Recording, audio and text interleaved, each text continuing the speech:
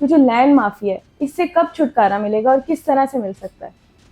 देखिए, मैडम मरियम नवाज शरीफ साहबा तो चाहती हैं कि लैंड माफिया को कल हिस्ट्री कर दे, जी। जो चले गई है कल।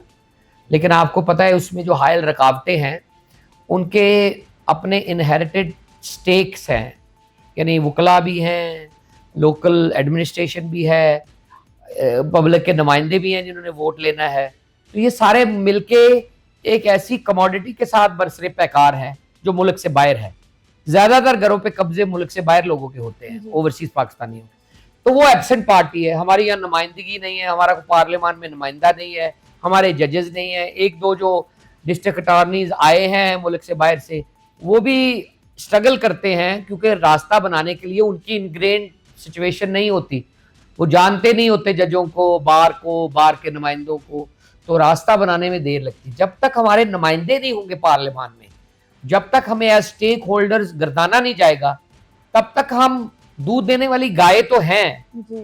लेकिन उसको उस तरह से लुक आफ्टर भी किया जाए, वो उस सिचुएशन में हम नहीं आए। लैंड माफिया कल हिस्ट्री हो जाना चाहिए, इतनी बड़ी बात नहीं है।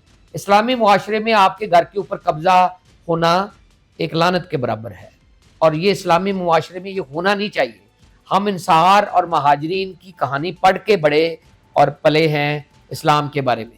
हमारे यहाँ तो खुल्लम खुल्ला दिन दहाड़े लूटमार हो रही है, और उनको उनको रोका नहीं जाता। तो अगर मरियम नवाज शरीफ साहबा का ये जो विजन है कि ये ट्राइब्यूनल बने, 6 महीने में फैसला हो, अदालती डिग्री हो, अदालत फैसला करे, पीरा कब्जा लेके दे, और ये सारा काम मिनटों सेकंडों में हो, अगर ये दाल लग गया तो आपको लैंड माफिया नजर नहीं आएगा, क्योंकि इन ट्राइब्यूनल के पास तादीबी कार्रवाई के इख्तियारात हैं। जज जो अगर आपको कहेगा ना ये घर खाली करें, और आप घर खाली नहीं करते, तो वो पकड़ के अंदर कर देंगे, फिर सजा देंगे, फिर कंटेम्प्ट होगी। तो ये लोग जजों से ही डरते हैं, ये डंडे से ही डरते हैं, ये डंडा ही है जो इन लोगों को डराएगा। और पॉलिटिकल विल है तभी कानून बना है। अब उसके ऊपर अमल दरामद करने के लिए जो दूसरा पार्ट है, जजेस एंड वकला, उनको आगे आके एक एब्सेंट पार्टी को अल्लाह के वास्ते मदद करना पड़ेगी, क्योंकि ये इस्लामी मुआशरा है, यहाँ पे ऐसा होना नहीं चाहिए।